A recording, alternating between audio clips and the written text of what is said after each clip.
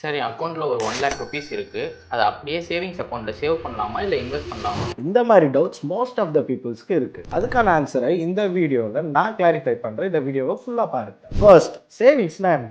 நம்மளோட மணியை பத்திரமா சேவ் பண்ணி வச்சுக்கிறது தான் savings. Like fixed deposits, savings accounts, இந்த மாதிரி. சேவிங்ஸில் ரிஸ்க் இருக்காது, பட் க்ரோத் இருக்குமான்னு கேட்டிங்கன்னா கண்டிப்பாக கிடையாது. பட் இன்கேஸ் உங்கள் எமர்ஜென்சிக்கும் ஒரு ஷார்ட் டேர்ம் கோலுக்கும் இந்த சேவிங்ஸை யூஸ் பண்ணிக்கலாம். ஆனால் இன்வெஸ்ட்மெண்ட்னா, ஃபார் எக்ஸாம்பிள் உங்ககிட்ட ஒரு 50,000 இருக்குன்னா அதை எதுலையாவது இன்வெஸ்ட் பண்ணி உங்கள் ஃபியூச்சருக்கு மோர் மணியை மேக் பண்ணுறது தான் இன்வெஸ்ட்மெண்ட். என்னது இன்வெஸ்ட்மெண்ட்டா? அது ரிஸ்க் ஆச்சுன்னு கேட்டிங்கன்னா ஆமாம், ரிஸ்க் தான். But long term goals like வீடு கட்டுறது, உங்கள் சில்ட்ரன்ஸோட எஜுகேஷன்ஸ்க்கு பிளான் பண்ணிங்கன்னா இது ரொம்பவே ஹெல்ப்ஃபுல்லாக இருக்கும். ஸோ இப்போ உங்களுக்கு சேவிங்ஸ்க்கும் இன்வெஸ்ட்மெண்ட்ஸ்க்கும் உண்டான டிஃப்ரென்ஸு புரிஞ்சிருக்கும்னு நினைக்கிறேன். சேவிங்ஸ் வந்து ஒரு ஷார்ட் டேர்ம் சேஃப்.